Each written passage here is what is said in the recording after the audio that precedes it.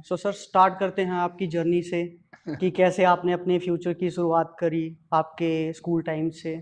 सो ऐसा था कि स्पोर्ट्स का कल्चर था ना, वो मुझे मेरी फैमिली से मिला, क्योंकि मेरे फादर बड़े अच्छे रेसलर थे। और जो जिन्होंने हमारे हिमाचल से फर्स्ट टाइम कंट्री को रिप्रेजेंट किया, वो मेरे कज़न ब्रदर थे, राकेश कुमार जी। वो मेरे चाचा जी खुद कोच थे, श्री जयपाल चंदेल जी। तो जो स्पोर्ट्स का जो कल्चर है, इसमें मुझे जो मोटिवेशन है, जो मुझे घर से ही मिली, क्योंकि मेरे परिवार में अच्छे अच्छे स्पोर्ट्समैन थे। और पहले से ही मेरे दादा के टाइम से हमारी फैमिली थोड़ा स्पोर्ट्स में ज़्यादा एक्टिव है। तो ये कल्चर मुझे स्पोर्ट्स का वहीं से मिला। और मैंने कोई फोर्थ या सिक्स स्टैंडर्ड में मैंने ये सोच लिया था कि मैं अपनी लाइफ जो है, अपना करियर है, वो स्पोर्ट्स में ही बनाऊंगा। सर शुरुआत के दौर में जैसे अगर बात करें तो एक कोच की ज़रूरत होती है गाइडेंस के लिए। तो शुरुआती दिनों में देखो, मेरे फादर ही मेरे कोच थे, क्योंकि वो खुद अच्छे रेसलर थे। तो उनको पता था कि एक बच्चे को कैसे फिट करना है, या एथलीट की जो बॉडी है उसको क्या क्या रिक्वायरमेंट है, या डाइट है, बैलेंस डाइट, ये सब मेरे फादर को नॉलेज थी। तो शुरुआत में तो हम जैसे फोर्थ से लेके एट्थ नाइन्थ तक मेरे फादर ही हमें प्रैक्टिस करवाते थे। उसके बाद जैसे मेरे बड़े भाई राकेश कुमार जी, एक प्रदीप ठाकुर जी हमारे सीनियर प्लेयर हैं, मेरे ताई जी के लड़के हैं वो, जो हमारे गांव के सीनियर प्लेयर्स थे, वो हमें प्रैक्टिस करवाते होते थे गांव में। कुछ ऐसा नहीं था कि कोई परमानेंट कोई कोच था, पर जब भी वो लोग सीनियर ग्राउंड में आते थे तो हमें स्किल वर्क सिखाते थे। थोड़ा ऐसा होता है ना कि जैसे लाइफ में ना, आप किसी से क्या सीखते हो ये डिपेंड करता है आपके ऊपर, कि आपको कोच ने क्या बताया। लाखों ही लोग कोच के पास मेहनत करते हैं, हर कोई प्लेयर नहीं बन पाता। उसका एक प्लेयर चुनिंदा लोग बनते हैं। वो सिर्फ वो, कि आपको कोई भी कोई चीज़ बताए, या कोई भी इंसान, या चाहे कोच हो, चाहे आपका सीनियर प्लेयर हो, या कोई भी, वो आप उसको कितना पकड़ते हैं, उसको कैच कितना करते हैं। अगर आपको किसी ने बोला कि बेटे आपको हर रोज़ 30 स्प्रिंट लगानी है या डंड लगाने हैं, तो आप, ऐसा नहीं होना चाहिए कि मैं, मेरे सिर पे जब तक कोच खड़ा हो रहेगा तभी मैं प्रैक्टिस करूंगा, नहीं। वो कुछ चुनिंदा लोगों के जहन में होता है कि जो मुझे बोला गया है वो मैंने करना ही करना है, चाहे कोच हो ना हो।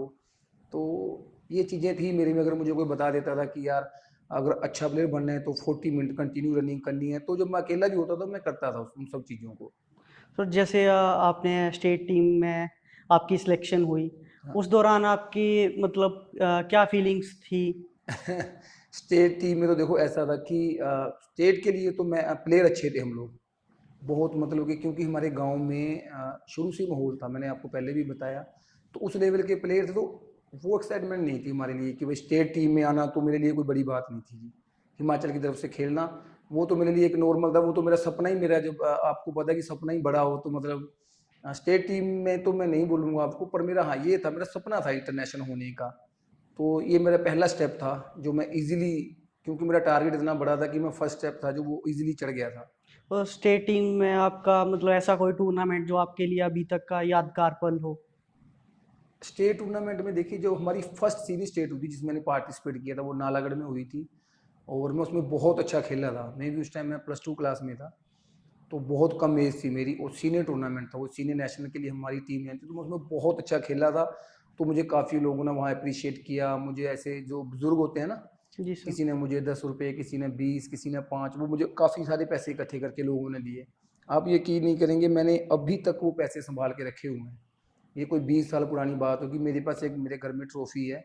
मैंने उसका ऊपर से ग्रिप खोला और उसमें वो पैसे डाल दिए कि ये मुझे, किसी ने मुझे देख करके मुझे अप्रिशिएट किया। और मुझे ये मेरी फर्स्ट वो है, मतलब कि अर्निंग मान लो आप, कि जी किसी सर। ने मुझे अप्रिशिएट किया। वो मैंने अब तक संभाल के रखे हुए हैं।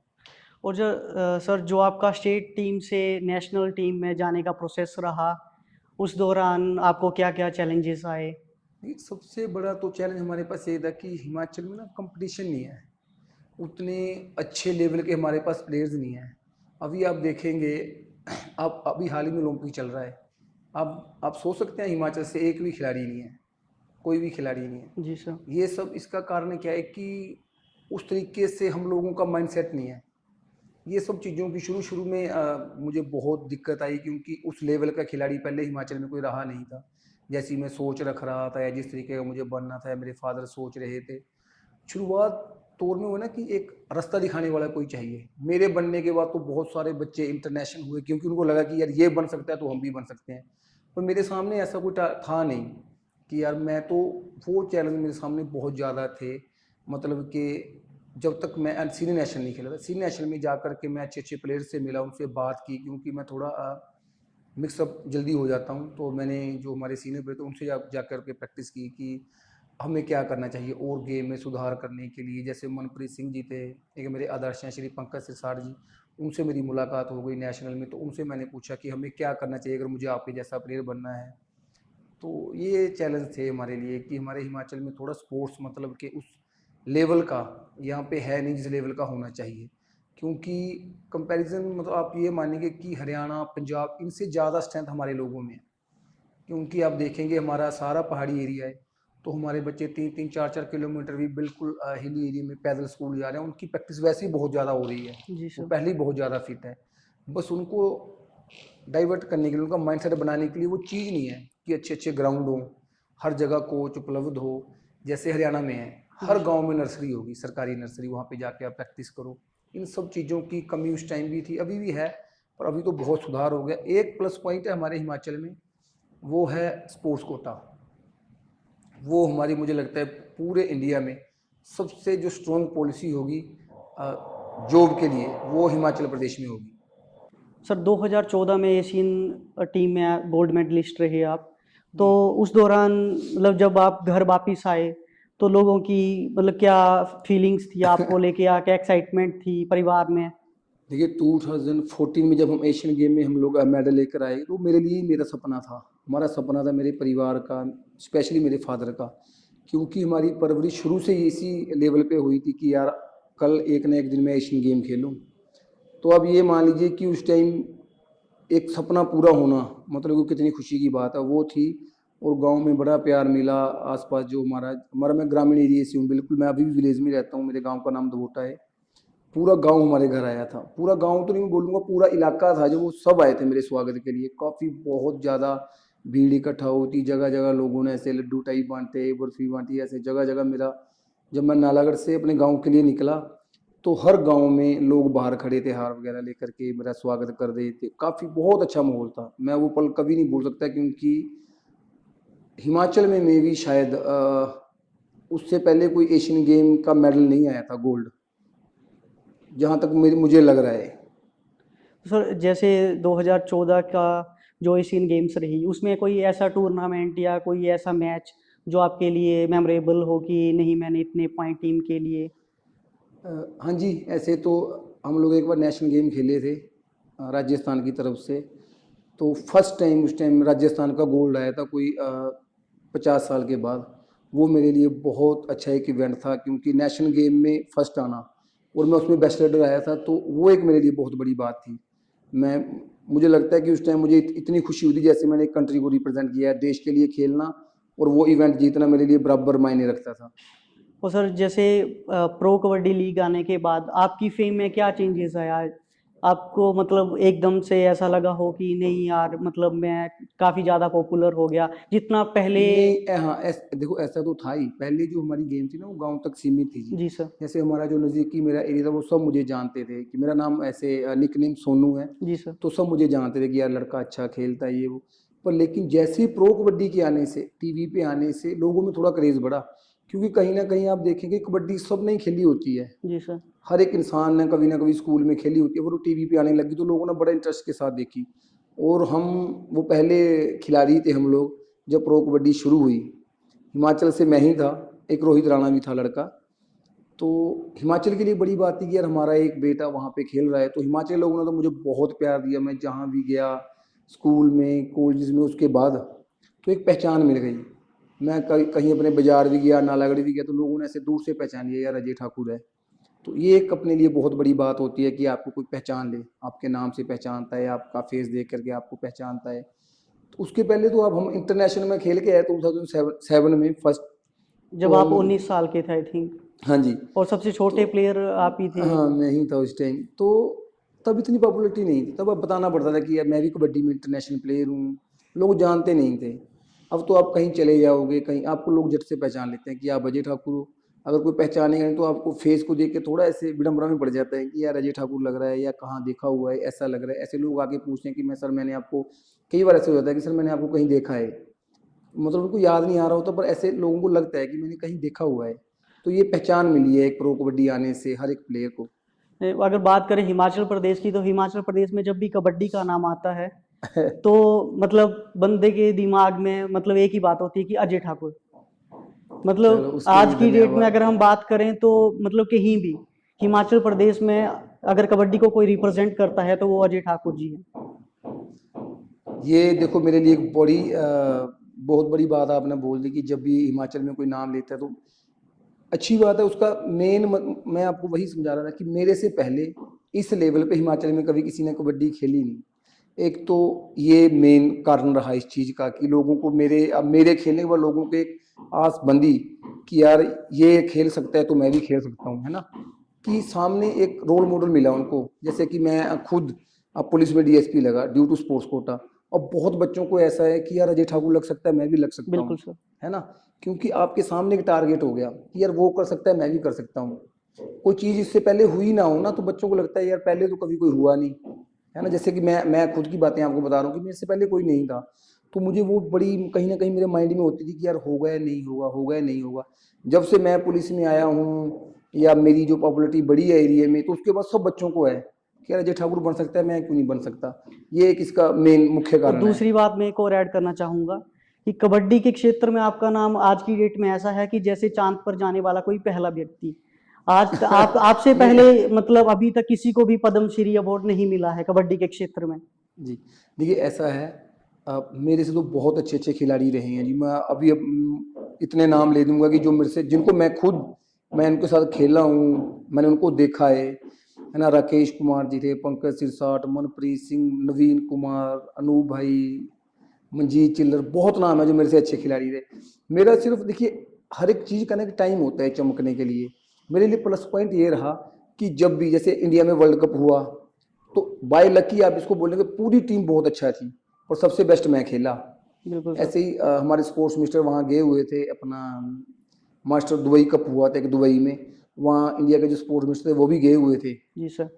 राज्यवर्धन सिंह राठौर जी थे उस टाइम हमारे पाकिस्तान के साथ थे 2 फर्स्ट मैच, उनमें भी मैं ही बहुत अच्छा खेला। मतलब वो आप एक एक बोलते हैं ना कि किसी को अगर स्टार लगने हो ना तो वो सर्कमस्टांसिस ऐसे हो जाते हैं कि एक ओरा ऐसा क्रिएट हो जाता है।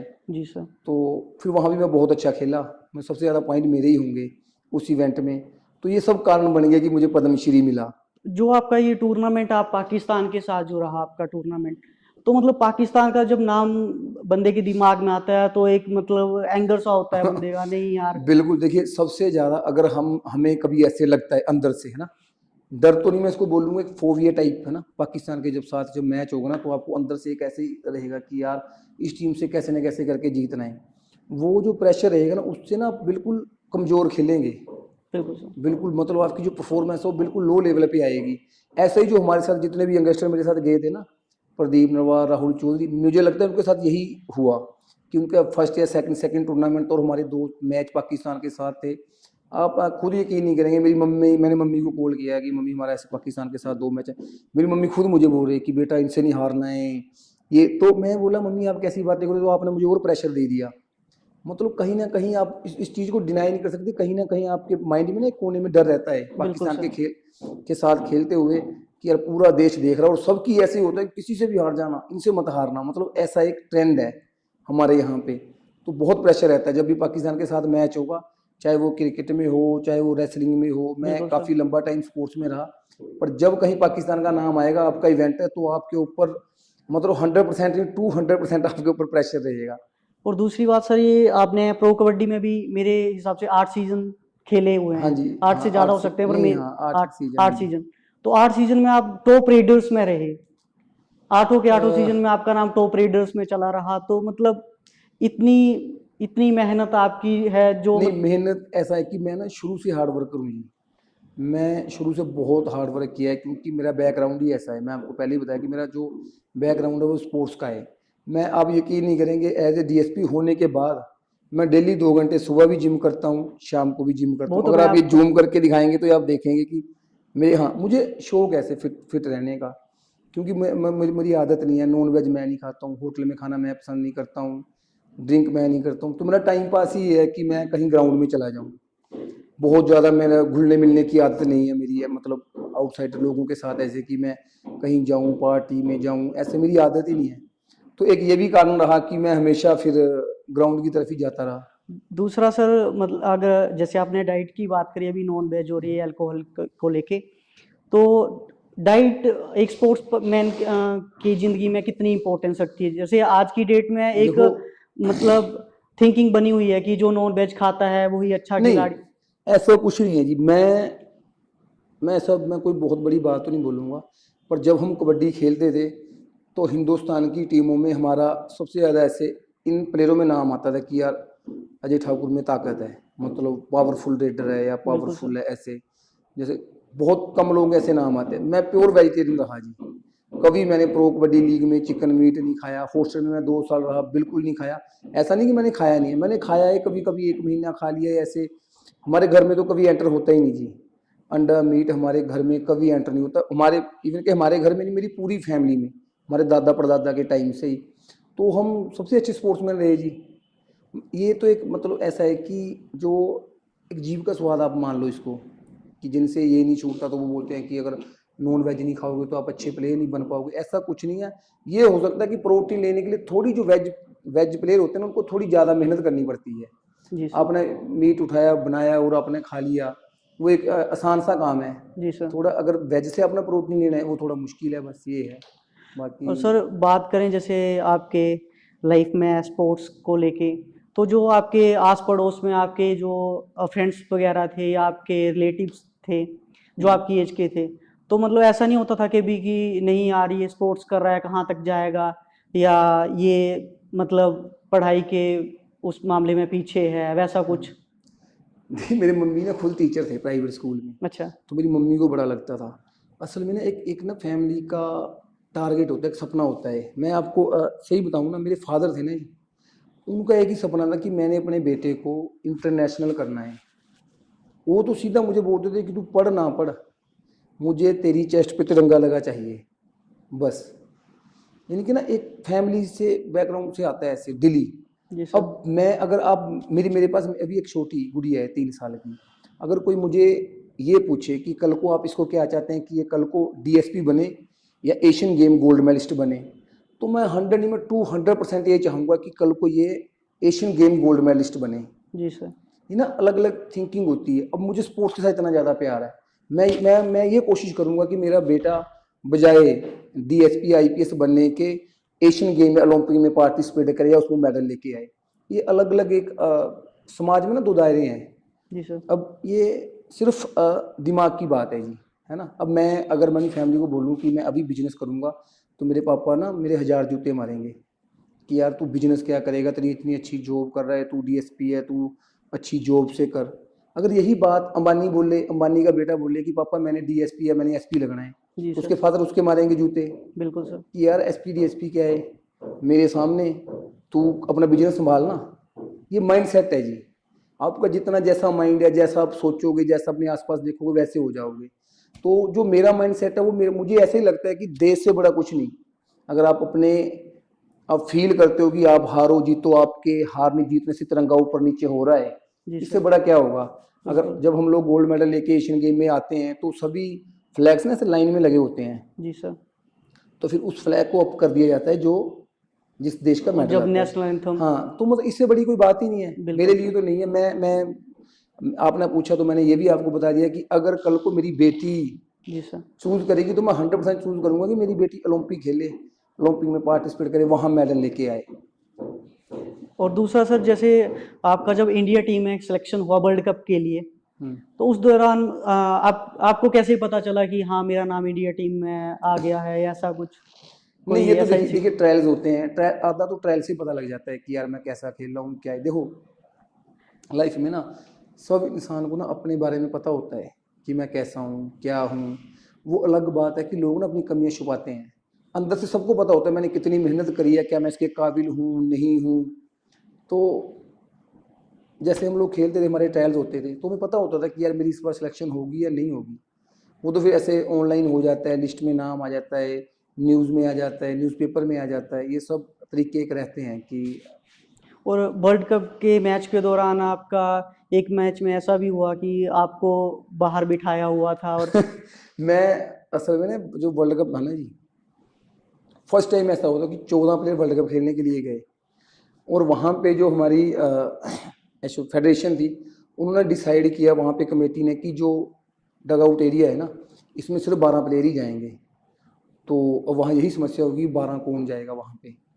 सबसे पहले तो उसमें कोच साहब को लगा कि यार अजय ठाकुर ही मेरी बात मानेगा, क्योंकि वहाँ सब अपने आप में एक से एक धुरंधर था। कोई डग आउट में ऐसे कोई तैयार नहीं था कि मैं नहीं जाऊँगा अंदर। सर्टिफिकेट और मेडल तो सबको मिलने थे, बिल्कुल लेकिन सर। वहाँ सिर्फ 12 जाने थे अंदर टीवी के सामने। तो सर मेरे को बोले इस मैच में तू बैठ जा। मैंने कहा ठीक है जी, मैं बैठ जाता हूँ इस बार में। मैं और सुरेंद्र नेडा 2 ही ऐसे प्लेयर थे जिन्होंने वहाँ रिटायरिंग रूम में रहने का फैसला किया कि हम यहीं रहेंगे सर, आप लोग जाओ खेलने के लिए अंदर। मैच कोरिया के साथ मैच था, तो मैंने तो जूते जाते शूज शाज भी उतार लिए थे, सब किट विट बदल ली थी मैंने। सुरेंद्र नाडा इवन के ऐसे ही बैठा हुआ था कि क्या पता कुछ हो जाए। तो 20 मिनट के बाद मैसेज आया कि नहीं, सभी प्लेयरों को बुलाया है। और मैं तो टीम में उस टाइम जो जो 12 13 14 प्लेयर थे ना जी, जी सर। आप उसमें से किसी को भी खिला सकते हो इंडिया टीम में, किसी को भी बाहर बिठा सकते हो। यही कोच के लिए सबसे बड़ी मतलब कि वहाँ अगर मुश्किल होती है, यही होती है कि फर्स्ट 7 किसको उतारें। सब अच्छे थे, मैं ऐसा नहीं कहूँगा कि मुझे बाहर बिठाया था तो मेरे साथ कोई पार्शलिटी हुई, नहीं। मेरे से अच्छे ही प्लेयर थे अंदर जो खेल रहे थे। राहुल चौधरी उस टाइम बहुत फिट था, प्रदीप नवाल बहुत फिट था। वो एक लक होता है, मैं वही बोल रहा हूँ कि स्टार जिसके चमकने होते हैं ना, जिसको भगवान ने सितारा लगाना होता है, वो वही चलेगा। तो मैं तो स्पेयर था जी उस टाइम, मैं बाहर बैठा हुआ था। वो मैच हम लोग हार गए। सेकंड मैच ना हमारा इसके साथ था, बांग्लादेश के साथ।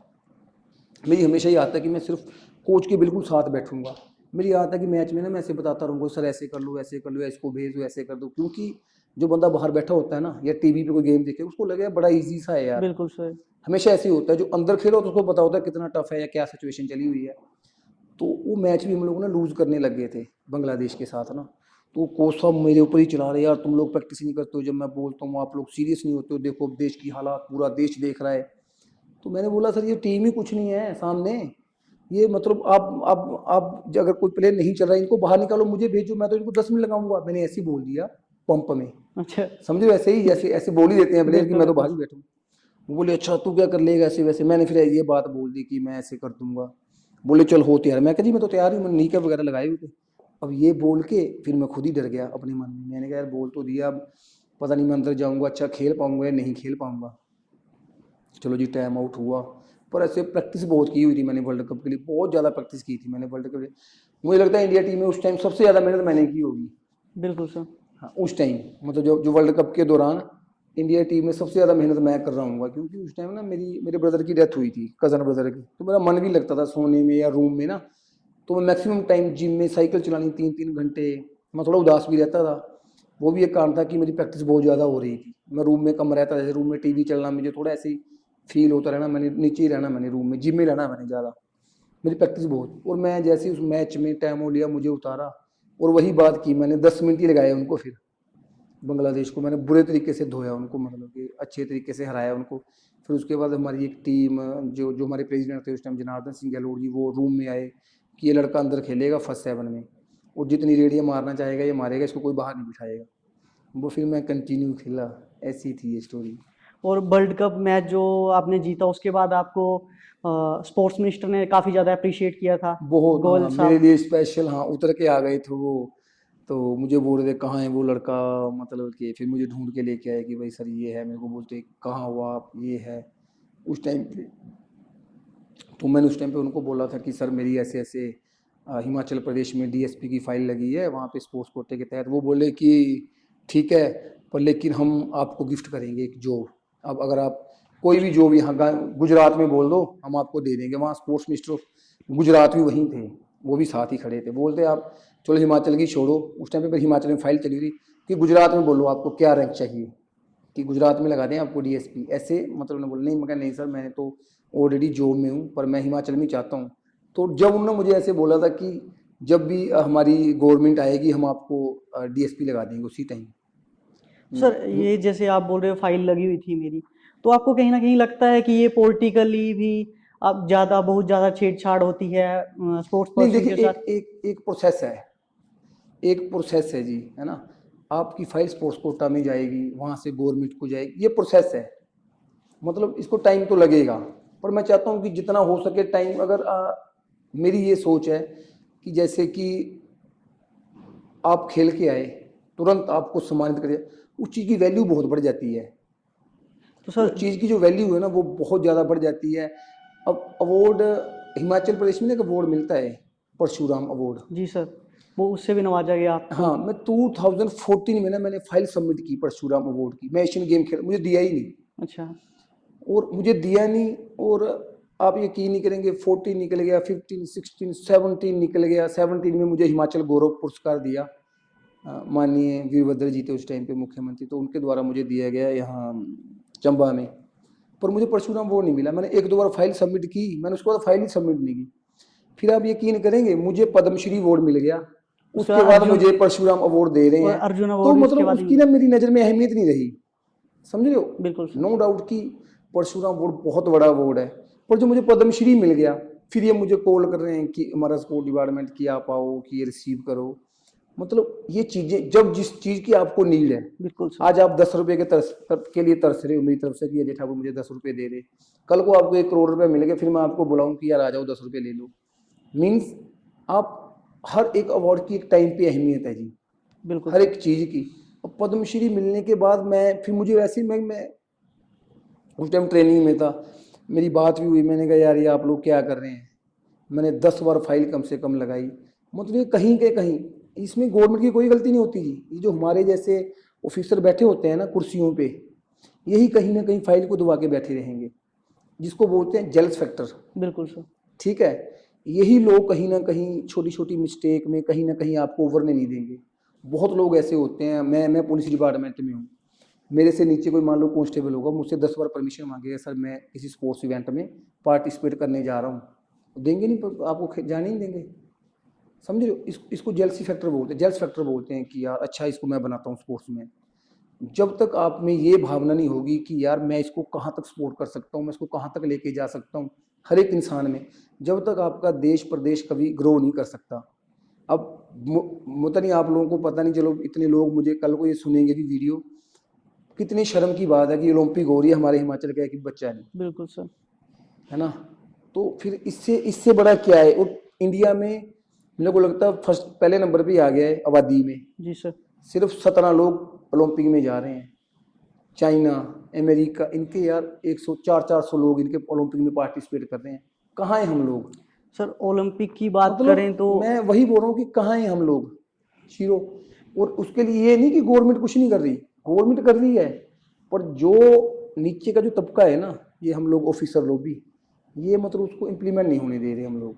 जैसे कि अगर आपने बात कर ही दी अभी ओलंपिक की, तो लास्ट जो ऑक्शन हुई प्रो कबड्डी लीग की, उसमें मेरे आइडिया में 200 प्लेयर जो हरियाणा का था और मैं 5 प्लेयर हिमाचल के, जो आपने इंटरव्यू में बताया था अपने में। हाँ जी, तो सर मतलब क्या कारण है कि हरियाणा से 200 प्लेयर मैं और आपको हिमाचल से 5 मैंने प्लेयर? मैंने आपको बताया था ना कि उनके हर गांव में नर्सरी है बच्चों की।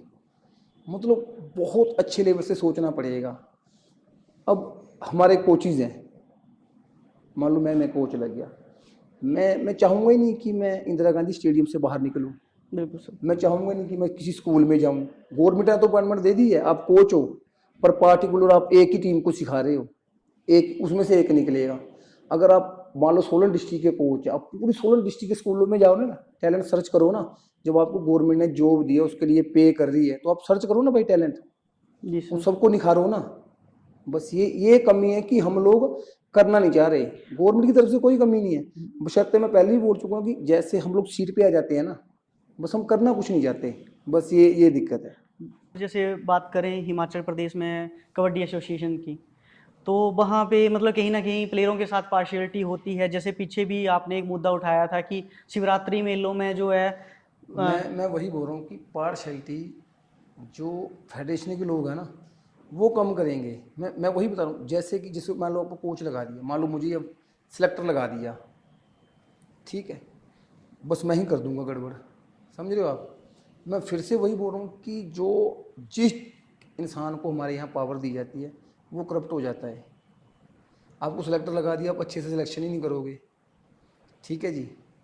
मैंने इसीलिए वो आवाज़ उठाई थी, आप लोगों ने सुना भी होगा कि मैंने बिल्कुल आवाज़ सर। उठाई थी कि यार कम से कम वो सिलेक्टर लगने चाहिए जिन्होंने हिमाचल प्रदेश में सबसे ज़्यादा अचीवमेंट ली हो, बिल्कुल सर। ठीक है जी। वो इंसान कभी नहीं लगना चाहिए जिसका मतलब खुद का करियर या खुद अच्छे स्पोर्ट्समैन ना रहे हों। अगर मैं कहीं सिफारिशें खेलूँगा ना, तो मैं हमेशा पूरी लाइफ सिफारिशियों की मदद करता रहूँगा। जब मैंने अपने दम पे खेला होगा ना, तो मैं हमेशा उसी खिलाड़ी को पसंद करूँगा जो अपने बलबूते पे यहाँ तक पहुँचा है। मैं फिर से यही चीज़ दोहरा रहा हूँ कि अगर कबड्डी की बात करें तो सेलेक्टर उसको लगना चाहिए जिसने उस स्टेट में सबसे ज़्यादा कबड्डी में योगदान दिया हो या उस स्टेट का सबसे बड़ा खिलाड़ी हो, चाहे वो किसी भी गेम का हो, तब जा कर के सुधार होगा। अगर मैं कल को किसी टीम का मैं सेलेक्टर लगूंगा तो मुझे अपनी रेपुटेशन बचानी मुश्किल हो जाएगी। कल को जो बच्चे हैं वो खुद बोलेंगे कि यार अजय भाई खुद अर्जुन अवार्डी है, पद्मश्री है, पर देखो ये कितनी गलत सिलेक्शन करके गया। मैं 2 बार इंडिया टीम का सेलेक्टर बना, एक भी शिकायत नहीं आई कोई भी। जूनियर टीमों का सबसे अच्छी अच्छी सिलेक्शन हम करके आए।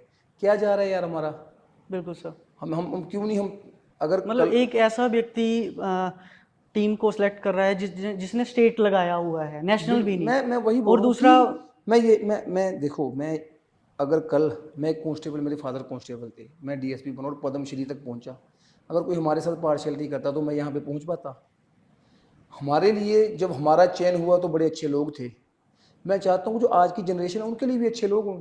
अच्छे लोगों की कमी नहीं है, पर हम हमारे इर्द गिर्द चापलूसों का ऐसा मतलब कि एक ओरा बन गया है लोगों का चापलूसी में कि वो लोग अच्छा होने नहीं देंगे। दूसरा सर, जिस टाइम पे आपने इस मुद्दे को उठाया कबड्डी फेडरेशन के विरोध में, तो मतलब आपको कोई पॉलिटिकली प्रेशर भी रहा कि? नहीं नहीं नहीं, बिल्कुल नहीं। इवन के सभी ने साथ दिया, सब लोगों ने बोला कि इसको हम अच्छे से करेंगे। इवन के उसके बाद उस एपिसोड के बाद मेरे साथ जो हमारे कबड्डी एसोसिएशन के प्रेसिडेंट, उन्होंने मेरे से बात की कि देख यार इसको सारी चीज़ों को बैठ के सॉर्ट आउट करते हैं। बहुत चीज़ें ऐसी होती हैं जो हमारी नॉलेज के ही बाहर होती हैं। फिर वो सॉर्ट आउट भी हुई। इस बार जो उसके बाद जो नेशनल हुआ इस साल, उसमें सिलेक्शन हुई, अब बिल्कुल फेयर हुई। गए बच्चे जो जो वहाँ पे खेले अच्छे से गए। मतलब बहुत चीज़ें होती हैं जिसको हम बैठ करके सुलझा सकते हैं। पर मैं तो अब भी यही मेरी बात है, कबड्डी की मुझे नॉलेज है, अगर कबड्डी में कभी गलत होगा तो अजय ठाकुर तो खड़ा होगा ही होगा। बिल्कुल कभी सर। भी किसी भी प्लेयर के साथ गलत होगा यार, मुझे लगेगा कि नहीं ये गलत हुआ है, तो मैं तो 100% बोलूँगा जी। क्योंकि मेरा ज़मीर ही अलाउ नहीं करेगा। या तो मैं ऐसा कि मैं कबड्डी देखना ही बंद कर दूँ, कबड्डी के साथ नाता ही तोड़ दूँ। मैं अगर मेरे सामने, मेरी आंखों के सामने कोई बच्चा अच्छा खेलेगा तो मैं 100% उसके लिए लड़ूंगा कि अच्छा खेले, ये जाना चाहिए। जी सर। जी।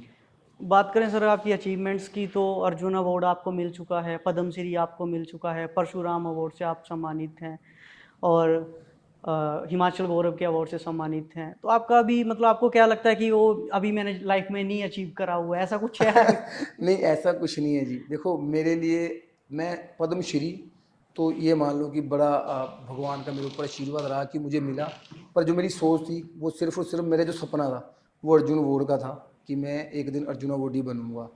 हाँ, मेरे दिल में मेरे शुरू से सपना था। और मेरी माता जी मुझे बोलते कि अगर बाई चांस नहीं मिला तो मैं बोलता था ऐसा होगा ही नहीं, मुझे मिल के ही रहेगा, कि मेरी मेहनत इतनी है, मेरी ग्राउंड के प्रति जो मेरी डेडिकेशन है वो है ही इतनी कि मुझे मिल के ही रहेगा। तो बस मेरा सपना अर्जुन अवार्ड का ही था। मतलब ये आप मान सकते हैं कि फुलफिल है मेरा सपना। बहुत, मुझे कुछ नहीं चाहिए भगवान की तरफ से। मैं बिल्कुल संतुष्ट हूँ कि मेरा कबड्डी में जो करियर था, मेरा अर्जुन अवार्ड तक का सपना था, इवन के भगवान ने उससे बढ़कर ही मुझे दिया है। इससे पहले आप इस जॉब से पहले आप एयरलाइंस में भी थे? मैं सबसे पहले पंजाब पुलिस में था, फिर मैं इंडियन नेवी में रहा, फिर एयर इंडिया में, फिर ये मेरी चौथी जॉब है। काफ़ी मुझे लोगों ने बोला कि यार अजय ठाकुर हिमाचल पुलिस में आया है, बड़ी अच्छी इसका लक बड़ा अच्छा है। पर मैं आपके माध्यम से बताना चाहूँगा कि मैं एक ना हमारी एक रेसलर है, एक प्लेयर है, वो दिल्ली से है, ओलंपिक खेली है मेरे साथ, मेरी बहुत अच्छी दोस्त भी रही है वो। अच्छा। उसने ना भी एक इंटरव्यू में कहा था कि मैंने टारगेट इतना बड़ा रखा था ना कि जॉब ना बीच में चलते चलते ही आ गई, कि जॉब बीच में चलते चलते ही आ कि बिल्कुल जॉब के लिए तो मैं भी रियलिटी बोल रहा हूँ, मैंने कभी सोचा ही नहीं। वही बात मैं उसकी दोहरा रहा हूँ उस लड़की की, कि जॉब ना चलते चलते बीच में आई। मेरा टारगेट ही ऐसा था कि मैंने एशियन गेम खेलनी और मैंने अर्जुन अवार्ड लेना है। मेरा सपना ही वो था, मेरी बिल्कुल जॉब। मैं आपको बता रहा हूँ कि 4 तो मेरी ये जॉब थी जी। और मुझे जो मेरे पास ज्वाइनिंग लेटर है ना, जो मुझे आए हुए हैं, बीपीसीएल का, ओएनजीसी, ईस्टर्न रेलवे, अपना वेलफेयर ऑफिसर, ठीक है जी। फूड एंड सप्लाई का इंस्पेक्टर होता है उसका, एक्साइज इंस्पेक्टर और नॉर्दर्न रेलवे। ये मेरे घर ज्वाइनिंग लेटर पड़े हैं कि आप पुलिस में आके ज्वाइन करो, कि आप ज्वाइन करो। बिल्कुल सर। इतने मेरे पास ज्वाइनिंग लेटर है। पर लोगों को लग रहा है कि यार अजय ठाकुर लक्की है, पर आप ये सोचो कि 4 जॉब मैं कर रहा हूँ, चौथी जॉब, और 10 मेरे घर पे ज्वाइनिंग लेटर पड़े हुए हैं जिन जब जो मुझे ऑफर लेटर आए थे। तो आप सोच सकते होंगे कि मेरी मेहनत कितनी होगी। बिल्कुल सर, ये मैं तो कितने है। घंटे ग्राउंड में लगा रहा हूँ, एक एक जॉब के लिए लोगों की ना पूरी लाइफ निकल जाती बिल्कुल है। सर। तो मतलब ये है कि मेरा टारगेट ही बहुत मतलब मैंने अच्छे से रखा हुआ था। जो तो बीच में आते आते मैंने पंजाब पंजाब पुलिस में थोड़ी दिन रहा, मैंने छोड़ दी। फिर मैं नेवी में रहा, मैंने छोड़ दी। फिर मैं एयर इंडिया में रहा, मैंने छोड़ दी। फिर मैं यहाँ आ गया। तो मतलब मैं जॉब के पीछे नहीं कभी भागा लाइफ में। सर मतलब जो, हाँ जी। जिस टाइम पे आपको पंजाब पुलिस में जॉब मिली, तो क्या कारण रहा कि उस टाइम पे हिमाचल पुलिस में? नहीं, हमारे एक हिमाचल पुलिस में ऐसा है कि हमारे हिमाचल पुलिस में कभी भी स्पोर्ट्स बेसिस पे नहीं लेते यहाँ पे। यहाँ ओके। पे नहीं, उस हिसाब से यहाँ पे, वहाँ पे ना पीएपी है, पंजाब आर्मड पुलिस। वहाँ पे आप हर साल ना कुछ कुछ वैकेंसी निकलेगी। वहाँ पे आपको सिर्फ और सिर्फ स्पोर्ट्स का ही खिला करके देखेंगे। मान लो कबड्डी के पहले कुछ 10 या 15 लेने हैं, तो सिर्फ आएंगे, कबड्डी खिलाएंगे, उनको सिलेक्ट करेंगे और रखेंगे ऐसे। हमारे यहाँ पे ऐसा कुछ प्रावधान है नहीं हिमाचल में। तो सर जैसे आप पंजाब पुलिस में तो एज ए कांस्टेबल हुए थे उस टाइम पे, हाँ, कांस्टेबल था मैं। तो मतलब आपने कभी सोचा था कि उस टाइम पे कि नहीं यार मैं कभी डीएसपी लगूंगा या ऐसा कुछ? ऐसे तो देखो, मैं ना, मेरी जो फर्स्ट इंटरव्यू देने गया था ना, मैं चंडीगढ़ पुलिस में गया था, और कांस्टेबल की भर्ती थी, सिपाही की। और मुझे ना मेरी चेस्ट में निकाल दिया वहाँ पे। तो मैं बस में आते बड़ा परेशान हुआ, ऐसे रोना आए मुझे कि यार मैं सिपाही की भर्ती में ऐसे निकल गया। तो अगर मैं वहाँ हो जाता तो मुझे लगता है मैं चंडीगढ़ के, वो बोलते हैं ना कि चंडीगढ़ के लायक ही रह गया ये, बिल्कुल है सर। ना। चंडीगढ़ की आबो हवा ऐसी है। तो कई चीज़ें ऐसी होती है जो भगवान आपके लिए अच्छी करता है। बिल्कुल। मैं पंजाब पुलिस में जब गया था, मुझे पहले ही पता कि मैं, ये मेरा फर्स्ट स्टेप है, क्योंकि मैं इतनी स्ट्रॉन्ग फैमिली से नहीं था कि अगर मैं जॉब नहीं लगता कि मेरे घर वाले मुझे सेट कर देते कहीं। मैं बिल्कुल नॉर्मल फैमिली से था। पूरी मान लो आप कि हमारे घर में 2-3 भैंस, मेरे फादर साहब सिपाही, तो उस टाइम आपको तो सैलरी क्या होगी। जी सर जी। 2 भाई थे हम। मैं तो सरकारी स्कूल में पढ़ा, हम दोनों भाई सरकारी स्कूल में पढ़ते थे, वहाँ अपने गाँव में ही है। और ख़र्चा बहुत ज़्यादा मेरे फादर हमारे ऊपर करते थे, हमारी डाइट के ऊपर। मेरे फादर की जितनी सैलरी होगी उससे आधी तो हम डाइट ही खा जाते थे, मतलब कि दूध बादाम ये वो जो भी डाइट होती थी। एक वो किस्सा भी है तो कि आपके फादर ने आपको बोला था कि सबसे महंगी किट जो है वो आप खरीद लीजिए अपने लिए। वो ले, वो ट्रैक सूट आया था उस टाइम पे ना, बहुत महंगा था। तो मैं अपने मन में सोचूं कि मेरे फादर ने ऐसे क्यों बोला होगा। तो मेरे फादर ये बोलते थे कि जो जितनी तुझे पता लगेगी वैल्यू खुद को जब इसको पहनेगा, कि मैं मुझे इसके काबिल बनाना है अपने आप को। बिल्कुल सर। तो ऐसे थे मेरे फादर की सोच। मेरे फादर ना बोलते थे कि बच्चे का ना जब तक मन नहीं भरा ना, ये फिर संतुष्ट नहीं हो सकता। मेरे फादर हमें कभी मिठाई की दुकान पे ले जाते थे ना, बिल्कुल तो सर। कभी ऐसे नहीं खरीदते थे कि यार 10 की दे दे, 20 की दे दे, वो हमें बिठा देते थे कि यार जब तक ये खाएंगे ना, इनको खाने दो यार, बाद में बताना बिल कितना हुआ। मतलब जिसको बोलते हैं कि पेट भर के। हमारे फादर का ये, उनको उनको नॉलेज थी बहुत ज़्यादा स्पोर्ट्स की। उनको लगता था ना कि बच्चे का मन नहीं रहना चाहिए कहीं। मैं ना ओशो को बहुत सुनता था। वो बोलते ना हम किसी चीज़ से ज़्यादा भागेंगे ना, बिल्कुल। वो ना फिर हमें परेशान करती है। आप जब किसी बच्चे के आगे सिगरेट पियेंगे ना, उसको नहीं रहेगी यार पापा क्यों पी रहे हैं यार, मैं भी चेक करके देखूं। अब देखना कभी, अब जिस चीज़ के लिए ज़्यादा मना करेंगे ना, बच्चा वही करेगा। तो मेरे फादर का यही था कि बच्चे की ना किसी चीज़ में एक ऐसा नहीं रहना चाहिए कि यार इसमें क्या है। मेरे फादर ने जब कहीं जूस पे ले जाना, कहीं फ्रूट के दुकान पे, तो उन्होंने बोलना कि पेट भर के खाओ, कि तुम्हारा मन नहीं ललचाना चाहिए कि मैंने ये नहीं खाया वो नहीं खाया। तो ऐसी सोच थी उनकी शुरू से। वो मतलब कि उन्होंने देखा हुआ था टाइम ऐसा। बिल्कुल सर। और सर दूसरी बात ये कि जैसे आपके बहुत सारे किस्से हैं, अनूप कुमार जी के साथ आप ट्रेन में जा रहे थे एक बार तो जनरल डिब्बे में। तो शुरू में ना हम लोग फर्स्ट इंडिया कैंप के लिए हम लोग गए, मैं और अनूप भाई इकट्ठे गए। तो मैं हालात की बात कर रहा हूँ, मैंने ऐसे हालात देखे हुए। तो ना सीट तो मिली नहीं, रिजर्व हुई नहीं। मैंने ना वो जो एक दूसरे डब्बे को कनेक्ट करते हैं ना, वो बीच में होती है ना लाइन सी, वहाँ बिल्कुल। लैट्रिन के हाँ, डिब्बे होते हैं आसपास। वॉशरूम के साथ। तो मैंने उसमें दरी बिछाई, उसमें मैं सोया। मैंने अनूप भाई को बोला कि यार सो जाओ आप भी, वो नहीं माने, बोले नहीं नहीं मैं खड़ा ही हूँ। पर 2:30-3 बजे वो फिर सो गए मेरे साथ आके। तो मतलब ऐसे दिन भी हम लोगों ने देखे हुए हैं। मैं वही बोल रहा हूँ कि इंसान की ना सिर्फ लोग जो वो कहाँ पहुँच गया वही देखते हैं।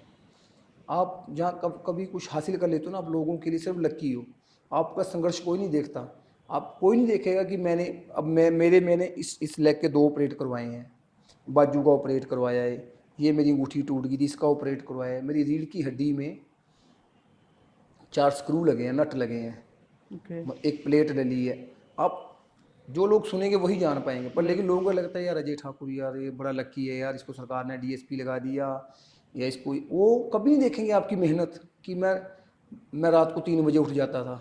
ये सबसे बड़ा तब है कि 3-3 बजे उठ के हम लोग ग्राउंड में दौड़ते थे।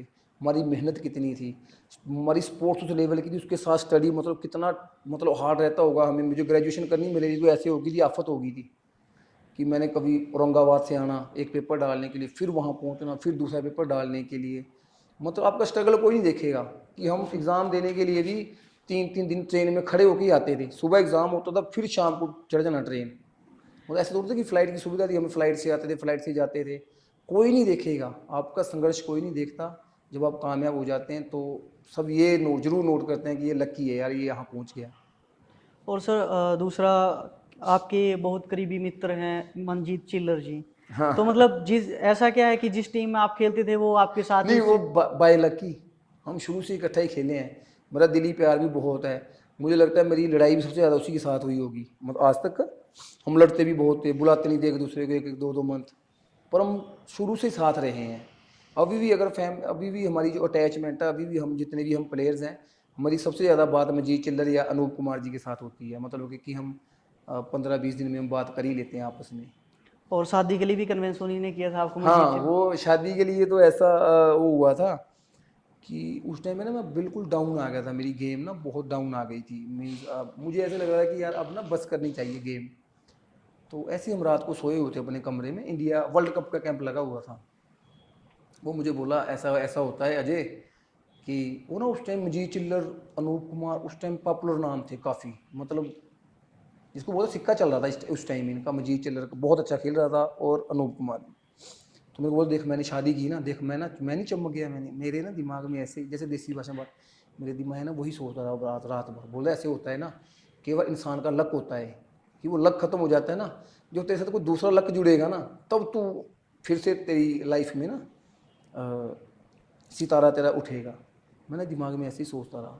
मैं क्या सही बोल रहा है। मैंने उसको तो नहीं बताया, मैंने मन में।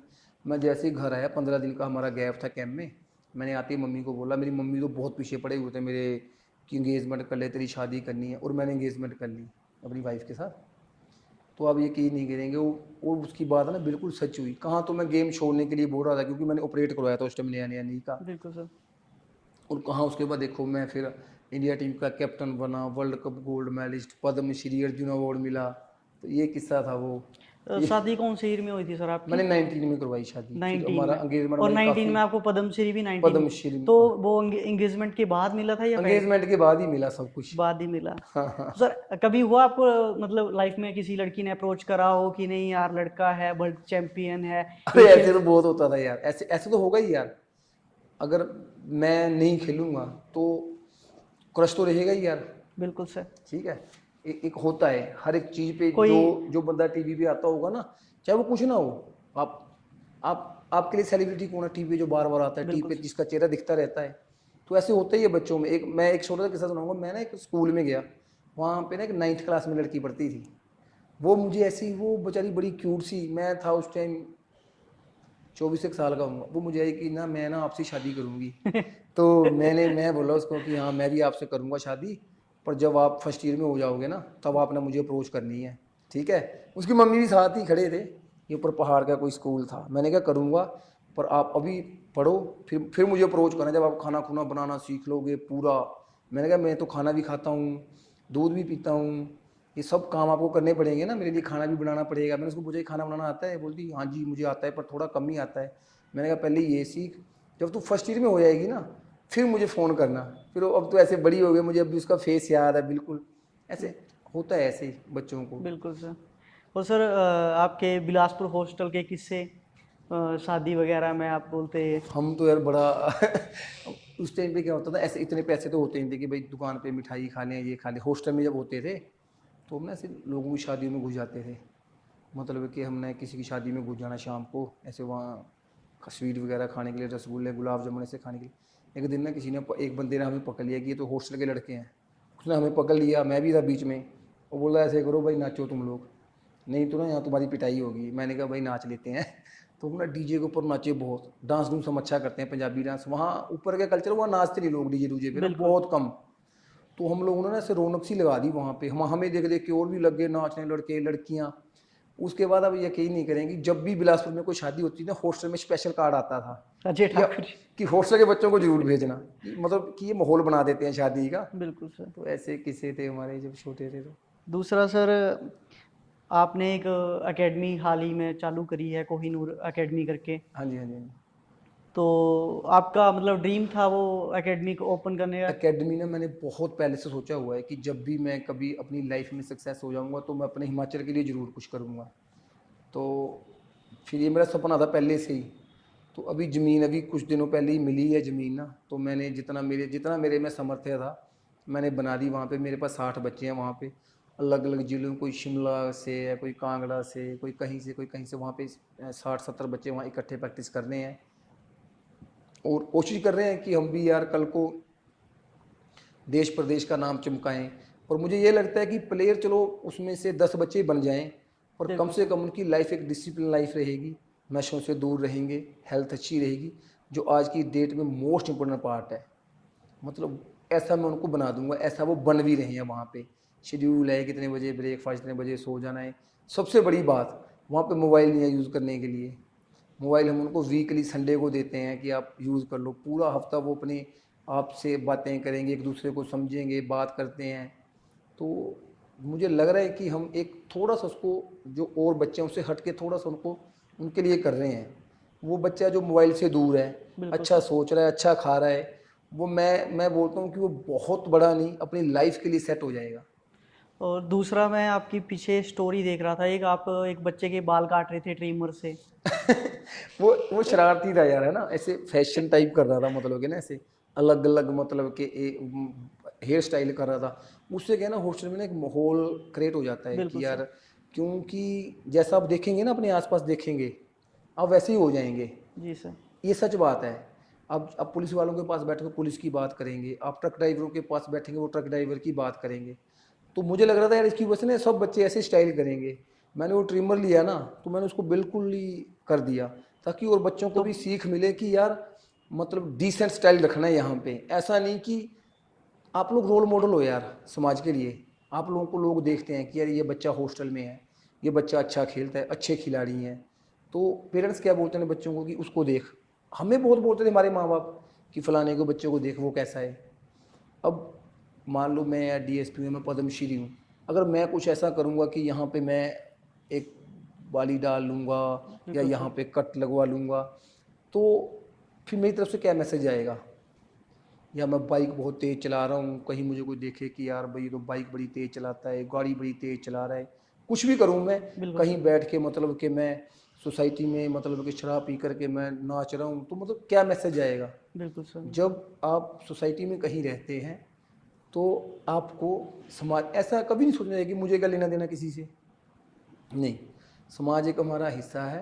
हमारा खाना चलो हम अपनी मर्जी से खा लें, हमारा जो खाना पीना जिसको बोलते हैं खाना पीना, हमारा रहना सहना, हमारी लुक और हमारे कपड़े बिल्कुल वही होने चाहिए जो उस समाज को सूट करते हैं। ऐसा नहीं कि मेरी वजह से कोई और बच्चा शर्मिंदा हो जाए, उसके पेरेंट्स शर्मिंदा हो जाएं, या मेरी वजह से किसी की बहन बेटी शर्मिंदा हो जाए। मेरी मतलब डिसेंट लुक मेरी हमेशा होनी चाहिए। बिल्कुल सर। तो सर, आपकी एकेडमी का क्राइटेरिया क्या है मैं एडमिशन? हम लोग 13 से लेके 20 साल तक के बच्चे हम लोगों ने रखे हैं अभी। अच्छा। हाँ जी।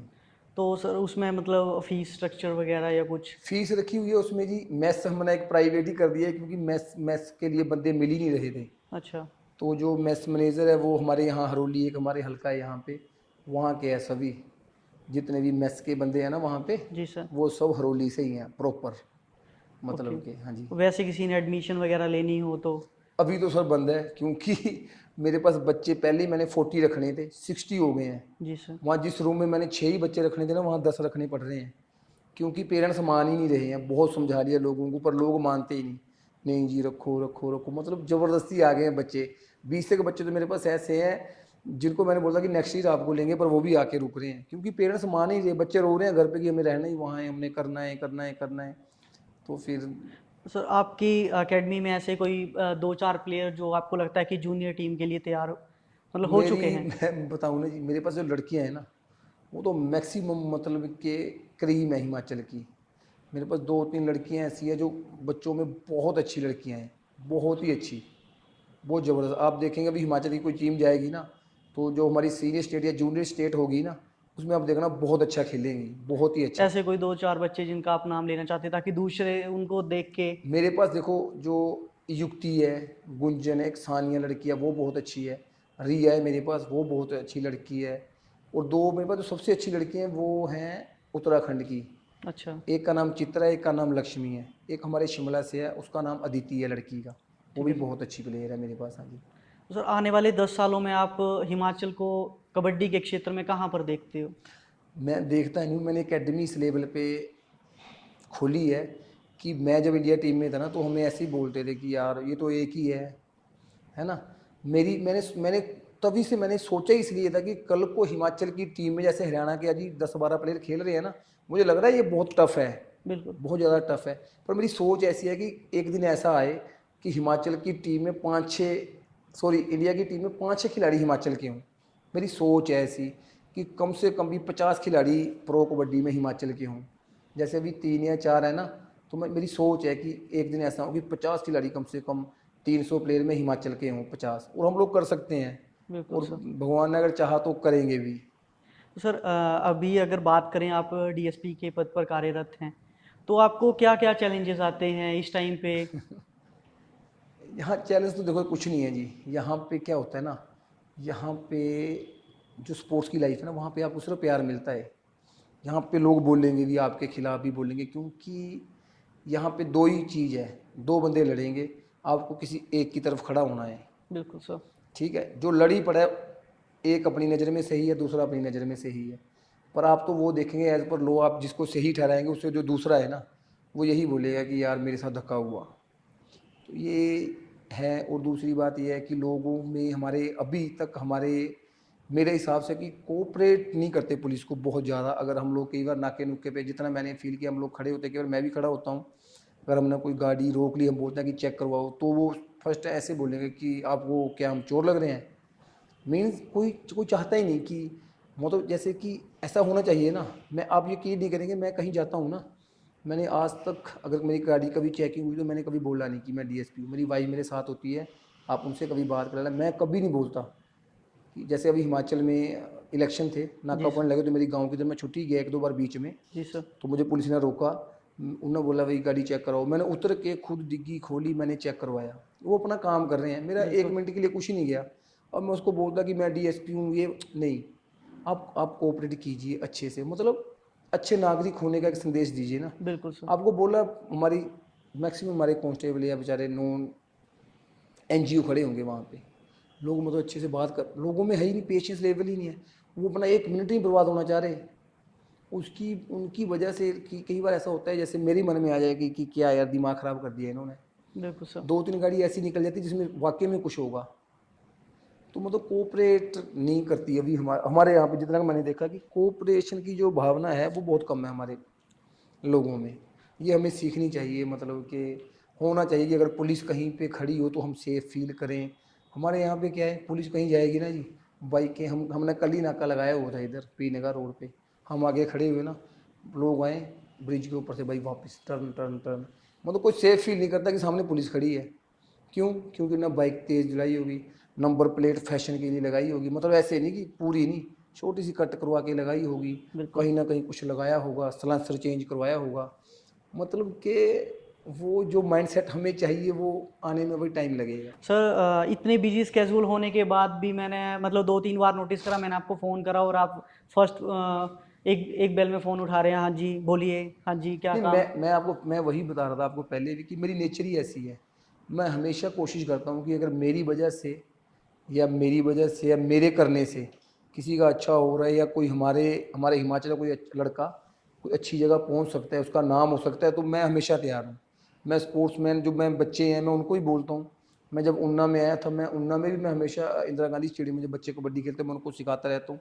मैंने कभी ऐसे अपने आप को प्रेटेंड नहीं किया कि मैं तो बहुत बड़ा खिलाड़ी हूँ, अर्जुना वाडी हूँ, मैंने इन बच्चों से क्या लेना है यार, ये खुद सीखें खुद करें। नहीं, मैं कोशिश करता हूँ सब कुछ भुला करके कि यार अगर मेरी इनको ज़रूरत है मैं कहाँ इनके साथ सिखा सकता हूँ। मैं कोशिश करता हूँ, मैं अपनी अकेडमी पे जाता हूँ, आप यकीन नहीं करेंगे मैं हमेशा उनके साथ बैठ के खाना खाता हूँ ताकि उनको लगे कि यार ये तो नॉर्मल ही है।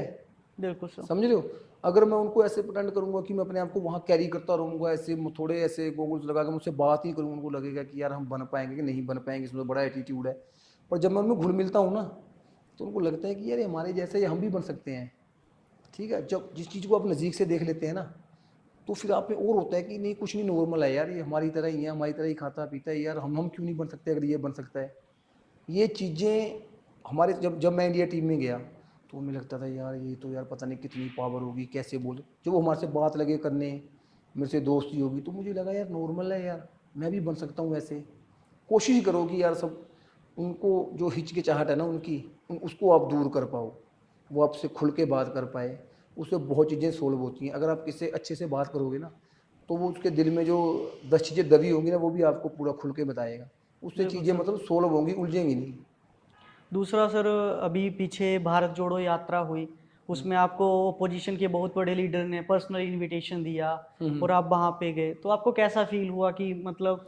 नहीं, वो ऐसा होता है कि देखो जो जैसे उन्होंने लेटर मुझे डाला है ना, तो वो सिर्फ जितने भी राज्य में अर्जुन अवार्डी पद्मश्री थे वो सबके साथ वार्ता करना चाह रहे थे कि हम स्पोर्ट्स को लेकर के हम क्या कर सकते हैं।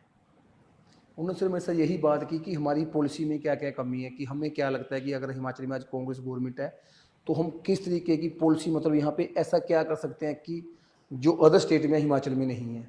तो यही मैंने भी उनको यही बोला कि सर हमारे यहाँ तो एक तो पेंशन की स्कीम नहीं है, हर राज्य में जैसे पेंशन सिस्टम है, कोई बच्चा एशियन गेम या वर्ल्ड कप खेलता है तो उनको राज्य सरकार की तरफ से पेंशन है। तो ये सब बातें थी, मतलब वो कुछ ऐसा नहीं, उन्होंने सिर्फ और सिर्फ यही बात करना चाह रहे थे कि हम स्पोर्ट्स को किस तरीके से ऊपर लेकर के आ सकते हैं। जैसे हमारे प्रधानमंत्री जी, अभी आप यकीन नहीं करेंगे जितने भी बच्चों ने मेडल लिया, आप देख रहे हैं अभी वीडियोस, वो हर पर्सनली फ़ोन पर्सनली कर। फ़ोन कर रहे हैं। ये बिल्कुल सर। बहुत अच्छी बात है। अगर जो हमारे उस पहुंच के लीडर हैं वो अगर स्पोर्ट्स को इतना प्यार करें तो इसका मतलब है कि जो आने वाले दिन हैं वो सुनहरे ही होंगे फिर स्पोर्ट्स में।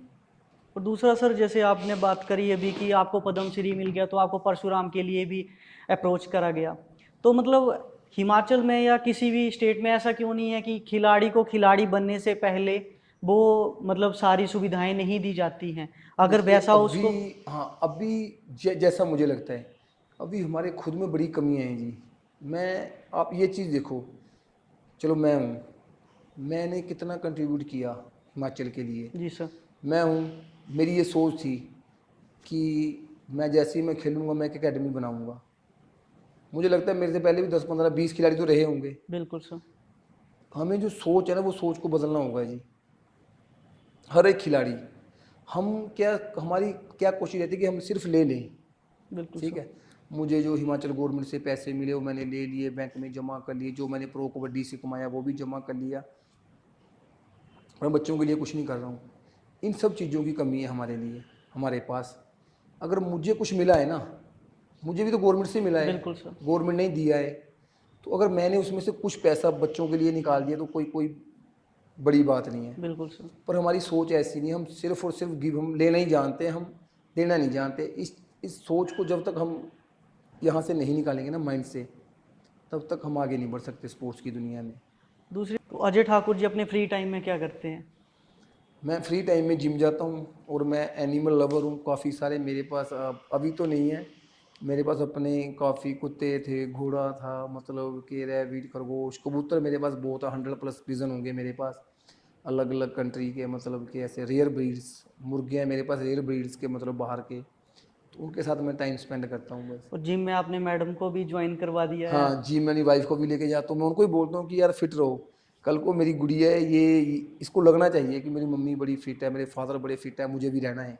सर, आपकी जो फर्स्ट ऑक्शन हुई थी प्रो कबड्डी लीग में, क्या अमाउंट मिला था आपको उस टाइम पे? उसमें था 12,40,000। और देखिए ये मैं आज से 10 सिर्फ और सिर्फ 10 साल पहले की बात कर रहा हूँ। आज आप हम लोग ए ग्रेड के खिलाड़ी थे उस टाइम, आज ए ग्रेड के खिलाड़ी को ना मेरे को पवन शेरावत पिछले साल लास्ट उसकी वीडियो हुई थी, 2 करोड़ 69 लाख की, इतनी आगे आ गया है अब कबड्डी, मतलब इतना ऊपर आ गया है। तो 12 लाख से 2 करोड़, 2.5 करोड़ रुपए एक प्लेयर को मिल रहा है अभी, जो अच्छा प्लेयर है। दूसरा सर, जब आपका लास्ट अभी ऑक्शन हुआ था, आपने लास्ट टूर्नामेंट जो खेला था उसमें क्या अमाउंट मिला था आपको? मुझे 46 लाख मिले थे अभी, लास्ट जो मेरी लास्ट प्रो कबड्डी थी। हाँ जी। तो सर अभी रिसेंटली कोई आपको ऑफर भी आया किसी टीम के लिए कोच का? हाँ, कोच था मैं दुबंग दिल्ली के साथ ना, मैं कुछ मेरे कुछ ही निजी कारणों के कारण मैं जा नहीं सका वहाँ पे। तो अभी नेक्स्ट ईयर से देखेंगे जी कोचिंग का दोबारा से। सर बाकी ऐसा कुछ जो आपने अभी तक इंटरव्यू में अपनी पर्सनल लाइफ के बारे में किसी के साथ नहीं शेयर करा देखिए, हो? मैं अपने हॉस्टल में था, मैं एक दिन सतनाम से ही बात करता था अपने दोस्त से, ये पीछे बैठा है, कि हमारे एक एडमिन होते थे, मेरे को याद नहीं उनका नाम क्या था, उन्होंने बोला कि हाँ भाई नेशनल प्लेयर कौन कौन बनना चाहता है। पूरे हॉस्टल ने हाथ खड़े करे, हम 70 के करीब बच्चे थे, वो हिमाचल की क्रीम ही थी, मतलब 70 इन दी सेंस की आप ये मान लो कि 60-70 हज़ार बच्चों में से सिलेक्ट होकर आए हुए थे। हिमाचल की क्रीम थी वहाँ पूरे हॉस्टल में। पर बोले नेशनल किसी ने खेलना है, सब ना हाथ खड़े। और उन्होंने बोला कि भाई एशियन गेम कौन खेलेगा। आप यकीन कर सकते हैं, मैंने पूरे हॉस्टल में से मैंने हाथ खड़ा किया कि मैं खेलूँगा। वहीं कंपटीशन ख़त्म हो गया। किसी ने सोच ही नहीं वो रखी है अपनी कि मैं एशियन गेम खेलूँगा, तो वो प्रिपेयर कैसे होगा वैसा। आप जितना बड़ा एम रखेंगे ना, आपका कंपटीशन उतना ही कम होगा, क्योंकि लोग सोच नहीं वैसी रखते हैं। हमारी सोच ही ऐसी होगी कि मैं यार बस ये कर लूँ। मेरी सोच ही ऐसी होगी कि मैंने नेशनल खेलना है, मैंने नौकरी लेनी है, तो उसको नौकरी के भी लाले पड़ेंगे। वो बोलते हैं ना कि अगर शेर के शिकार पे जाओगे ना, जब जा कर के आप गिदड़ मारोगे।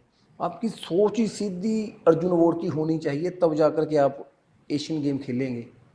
आपकी सोच ही एशियन गेम की है ना, तब जाके आप सैफ गेम खेलेंगे। आपकी सोच ही सैफ गेम की है ना, तब जाके आप नेशनल खेल पाओगे। नहीं चाहिए। और दूसरा सर, लाइफ में ना सिक्योर जोन को छोड़ के रिस्क भी लेना पड़ता है, जैसे देखो, अब मैं ये आपने बिल्कुल सही बात करी कि लाइफ में ना रिस्क लेना बहुत ज़रूरी होता है। जब मुझे फर्स्ट टाइम ऐसे मेरे घर पे ना एक्साइज इंस्पेक्टर का लेटर आया कि भाई आप एक्साइज इंस्पेक्टर ज्वाइन करो, मेरे घर पे सब बधाई देने आ गए, मेरे फादर भी खुश हो गए, चलो जी। आप यकीन मान सकते हैं, मैंने की नहीं। मेरे गांव में सब लोग बोल रहे कि यार ये लड़का ना, ये तो मुंह के बल गिरेगा, देखो एक्साइज इंस्पेक्टर नहीं लग रहा है, ये पता नहीं क्या क्या करके मानेगा, क्या नहीं करके मानेगा। वो मेरा रिस्क था बिल्कुल सर। कि मैंने छोड़ दी। नहीं तो इंस्पेक्टर रैंक कोई छोटी मोटी रैंक नहीं है ना, बिल्कुल एक्साइज सर। इंस्पेक्टर बहुत बड़ी रैंक है। और जो पर बंदा मैंने गांव से छोड़ दी। पर निकला मेरा हो। मेरा सपना ही नहीं था कि मैं एक्साइज इंस्पेक्टर लगूं। मेरा सपना तो वो था कि मैंने अर्जुन अवार्ड लेना है। बिल्कुल सर। ठीक है ना, अर्जुन अवार्ड लिया मैंने, तो मैं यहाँ पे हूँ। पर बिल्कुल सर। ऐसा भी हो सकता था कि मैं उस एक्साइज इंस्पेक्टर से भी जाता, अर्जुन अवार्ड भी नहीं ले पाता, क्या पता मैं जीरो हो जाता। बिल्कुल सर। पर मैं वही बोल रहा हूँ कि सेक्रीफाइस करने पड़ते हैं ब्रदर यार। अपनी लाइफ में आपको कुछ ना कुछ तो गंवाना पड़ेगा। वही बात है कि लेवल सबके निकलेंगे, पर निकलेंगे उसके जो टिका रहेगा, है ना। बिल्कुल सर। तो टिके रहना बहुत ज़रूरी है। बहुत चीज़ें आएंगी, कई बार आप इतना लो फील करोगे कि यार मैं सब कुछ छोड़ देता हूँ। बहुत आपका, अगर आपने अर्जुन अवार्ड लेने की सोचा है ना, तो मुझे लगता है आप अपनी लाइफ में 10 बार ऐसे सोचेंगे कि यार मैं बस सब कुछ ख़त्म करके मैं मर ही जाऊँ। मतलब ऐसी आपको फीलिंग आएगी, क्योंकि डेली उठना ना 5 बजे, ये भी एक तप है। अगर अगर आप मेरी वीडियो जो बंदे सुन रहे होंगे, नहीं तो एक महीना उठ के देख लो कि आपने सिर्फ 4 बजे सुबह उठना है, जा करके ग्राउंड में बैठना ही है, बस कुछ नहीं करना। मेहनत की बात छोड़ो, तब भी रेगुलर मेंटेन नहीं कर पाओगे। बिल्कुल सर। मतलब ये तप होता है, तपस्या है एक टाइप की ना। आप ये हो सकता है कि स्टडी, मेरी फैमिली में सभी टीचर हैं, एक मैं ही हूँ अब ग्रेजुएशन की है कि सबसे कम पढ़ा लिखा हूँ अपनी फैमिली में। मेरी पूरी फैमिली टीचर लेक्चरर ऐसे ही है। मैंने उनकी लाइफ भी देखी है कि बिल्कुल उन सर। लोगों ने कितना स्ट्रगल किया है, मैं अपना भी देखता हूँ। मतलब उन्होंने मेरा 50 भी नहीं किया होगा। वो सुबह उठे 6 बजे 7 बजे, रजाई में बैठे, लाइट ऑन की, भाई मम्मी ने दूध दे दिया बिस्तर पे। मैं सुबह 3 साढ़े 3 4 बजे उठा, ठंड हो जैसो, ऐसी ठंड होती थी कई बार समटाइम बाहर ऐसी कि मतलब कि आंतें भी जम जाती थी हाथ। मतलब कि मैं कई बार 9 बजे वापस आता प्रैक्टिस से, तो जैसे हमारे वो तो ना मक्की की रोटी बनती है, बिल्कुल मेरे से वो भी ऐसी नहीं की जानी, समझ रहे हो। बिल्कुल। बिल्कुल। मतलब उंगली ऐसे नहीं होनी। तो मतलब हार्ड वर्क करना पड़ता है आपको नाम के लिए। मैंने बहुत बार ऐसे देखा है कि लोग ना जेलस फील करते हैं, आप अच्छे दिख रहे हो, आप यहाँ कैसे पहुँच गए, क्यों पहुँच गए, बतौर बजाय इसके कि यार ये कैसे यहाँ पहुँचा, मैं कैसे पहुँच सकता हूँ। बिल्कुल सर। मैं कैसे अपने बच्चों को मोटिवेट कर सकता हूँ कि यार ये एक नॉर्मल सी फैमिली से उठ के यहाँ पहुँच गया, तो मेरा बच्चा क्यों नहीं पहुँच सकता, मैं क्यों ना इसकी लाइफ स्टोरी पे देखूं कि है क्या, ये किया क्या, ये कैसे रहता था, क्या खाना पीना था, क्या इसका शेड्यूल था। नहीं, हम अलग ही चीज़ों में उलझ गए हैं जो मतलब कि नहीं होनी चाहिए। तो सर दूसरा ये कि अगर फ्यूचर में आपके ऊपर कोई बायोपिक बनती है तो आप कौन से हीरो को देखना चाहोगे अपने रोल में? मैं तो यार नहीं, मैं तो क्योंकि क्या इतनी मैं अचीवमेंट्स के बाद मतलब फ्यूचर देखिए में ऐसा है, ऐसा मैंने कभी सोचा ही नहीं यार ब्रदर, मैं सही बताऊं तो मैंने ऐसा फेवरेट सोचा हीरो नहीं। कौन है आपका वैसे? वैसे वैसे तो यार मुझे ऐसे अभिषेक, इनकी फैमिली बड़ी अच्छी लगती है। अभिषेक बच्चन जी की फैमिली, ऐश्वर्या राय हो, उनके अमिताभ साथ बच्चन जी आपके हो। रिलेशन भी हाँ, अच्छे हैं? फैमिली की टाइप वो हमें ट्रीट करते हैं, हम लोग मिलते हैं कभी तो ऐसे दूर से पहचान लेते हैं अभिषेक बच्चन जी कि भाई अजय ठाकुर है ये, क्योंकि वो कबड्डी से जुड़े हुए हैं, बिल्कुल सर। इसलिए लगाव भी उनके साथ ही ज़्यादा है, वही अच्छे लगते हैं। ऐसे होता है दिली लगाव जिनके साथ हो वही लोग अच्छे लगते हैं, तो मुझे फैमिली भी उनकी अच्छी लगती है। तो ये है। दूसरा सर आपने फर्स्ट जो अपनी लाइफ में गाड़ी परचेज करी वो कौन सी थी? देखो मैंने ना यहाँ एक बात मैं आपको बताऊं कि ये भी एक अच्छा मैसेज मैं आप लोगों को मैंने अपनी लाइफ में कभी जिद नहीं की अपनी फैमिली के साथ कि मुझे बाइक लेके दे दो, मुझे गाड़ी लेके दे दो। आप कोई मेरी मम्मी से बात करना, मैंने कभी कंपेल नहीं किया मैंने मदर फादर को कि मुझे ये लेके दो, कभी भी नहीं, कभी भी। मैंने जो फर्स्ट गाड़ी खरीदी मैंने फादर के लिए खरीदी थी, वो भी मैं जब पूरा मेरे पास अच्छे पैसे हो गए ये बोले, मैंने फादर को बोला कि फादर साहब गाड़ी बताओ कौन सी लेनी है आपको। वो तो पुलिस में थे, बोले यार ऐसा करना तू मुझे अल्टो लेके दे एक अच्छा। K10। कौन से सन की बात है ये? ऑटोमेटिक नहीं होती है, हाँ जी, हाँ नहीं जी। वो तो 17 की बात है, गाड़ी तो अच्छा, हमारे पास पहले से ही थी, वैसे मेरे अच्छा। फादर ने ली हुई थी। मैं कहा बस मैं K10 लेनी है, बोले हाँ हाँ बस K10 दिला तू मुझे एक ना। तो फिर मैंने उनको अपनी फर्स्ट पहले उनको दिलाई, फिर मैंने खुद ली है, वैसे अपने लिए फॉर्च्यूनर रखी है मैंने ना। अच्छा, तो पर मैंने पहले अपने फादर को ही दिलाई थी और ऑल्टो मैंने, K10। हाँ। बाकी सर कोई ऐसी चीज़ जो आप हमारी ऑडियंस को मैसेज देना चाहते हो या? वैसे देखिए मैं तो हमेशा यही कहूँगा कि जितने भी पेरेंट्स हैं, क्योंकि जो पहला गुरु है वो माँ बाप ही होता है अपने बच्चों को। मैंने ये देखा कि हमारा जितना भी कंट्रोल है ना सिर्फ अपनी लड़कियों पे होता है कि कहाँ जा रही है कहाँ आ रही है। बेटों के ऊपर भी होना चाहिए चेक हमेशा ही, क्योंकि बेटे जो है ना दूध बोलते हैं ना कि एक पता नहीं क्या कहावत सीधी है कि मेरे दिमाग से निकल गई कि जो जवान है ना बेटा वो कीड़ी की चाल से जवान होता है ना। जी जो सर। जवानी है ना वो कीड़ी की चाल से आती है, मेरे फादर बोलते हैं जो जवानी जाती है ना वो घोड़े की चाल से जाती है। इसलिए आपका बेटा जवान तो वो बड़े धीरे धीरे, पर कोई ऐसी घटना ना हो जाए कि लाइफ में कि एकदम वो हाथ से मतलब मिस हो जाए या कोई नशे में लग जाए कहीं भी, आप कुछ भी मान लीजिए इसको। बिल्कुल सर। तो ये ज़रूर आप अपने बच्चों के ऊपर चेक रखें कि मेरा बेटा बेटा कहाँ जा रहा है, इसकी सोसाइटी कैसी है। स्कूल में जाके आप चेक कर सकते हैं, हर वीकली ही जाना चाहिए पेरेंट्स को। वीकली नहीं जा सकते, मंथली तो जरूर जाएं स्कूल में जाके चेक करें अपने बेटे को कि ये इसका इसका उठना बैठना किसके साथ है, ये कैसी संगति है, इसका वे ऑफ टॉकिंग कैसा है अपने टीचर्स के साथ, इसकी बोलचाल कैसी है ना। जी ये सर। सब चीज़ें बहुत ज़रूरी है आज की डेट में। अपने कल्चर के साथ जोड़े रखें अपने बच्चों को, है ना। बड़ों की रिस्पेक्ट करना सिखाएं, जितना हो सके गांव में रहें। क्योंकि ये मैं इसलिए बोल रहा हूँ क्योंकि जो शहर की लाइफ है ना, हम लोग बड़े मॉडर्न बनने के चक्कर में हम लोग शहर में आते हैं। शहर में जैसे ही हमारे बच्चे आते हैं ना, तो हमारा बच्चा मेरे घर से निकल के दूसरे मोड़ पे जाके सिगरेट पिए गुटखा खाए, किसी की कुछ नहीं पड़ी है, क्योंकि कोई एक दूसरे को जानता जी नहीं। सर। गांव में आपका बच्चा कहीं भी चला जाए किसी ना किसी की निगाह रहेगी कि ये फलाने का बच्चा है, बिल्कुल। और बच्चे को एक डर रहेगा। तो बड़े सेफ सी लाइफ होती है गांव में बहुत ज़्यादा। मेरा तो गांव में टिके रहने का यही एक मकसद है, मेरा अभी भी घर मेरा गांव में ही, और मैंने सोचा भी यही है कि मैं गांव में ही घर बनाऊंगा ताकि बच्चे हमारे सेफ रहें। तो सर ये चीज़ें हैं जो हमें, अगर हम अपने बच्चों को अच्छी लाइफ देना चाहते हैं तो हम दे सकें। सर एज ए डीएसपी आपकी फर्स्ट पोस्टिंग कहाँ पे थी? मेरी फ़र्स्ट पोस्टिंग मैं एक हमारे यहाँ नज़दीकी बिलासपुर में एक 82 बटालियन है वहाँ पे था, मैं 2 साल वहाँ, उसके बाद मैं सीधा उन्ना में आया। 2017 मेरा बैच है, और 2019 में मैं पास आउट हुआ वहाँ से। उसके बाद हमारी 1 साल की फील्ड की ट्रेनिंग होती है, 20 में मेरी पोस्टिंग हो गई वहाँ पे, 23 में मैं यहाँ पे आ गया। ठीक है सर, लास्ट में कोई मैसेज? नहीं, बस नशों से दूर रहें, अच्छी सोच रखें, क्योंकि अगर आपकी अच्छी सोच है तो आप समाज के लिए कोई भी कार्य कर सकते हैं। यही मैं सबसे आपके एंड में यही कहना चाहूँगा बच्चों से, लड़कों को कि अपना एम, सोच, हमें टारगेट हमेशा सेट हमारे माइंड में होना चाहिए लाइफ में हमेशा। क्योंकि मैं बहुत स्कूल और कॉलेज में, यहाँ ऊना में भी जाता हूँ, मैं कई बार बच्चों को बोलता हूँ कि आपने आगे जा करके करना क्या है।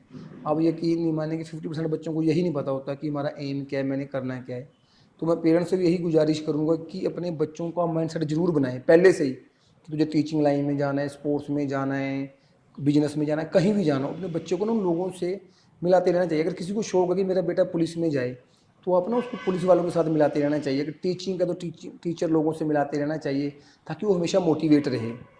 बिल्कुल तो सर। ये चीज़ें हमें करनी चाहिए। सो दोस्तों, अगर आपको पॉडकास्ट चैनल अच्छा लगा हो तो चैनल को सब्सक्राइब करिए। चैनल का नाम है द एपिसोड बाय अनीश। और वीडियो को ज़्यादा से ज़्यादा शेयर कीजिए ताकि ये और लोगों के पास भी पहुँचे। थैंक यू, धन्यवाद। नमस्कार।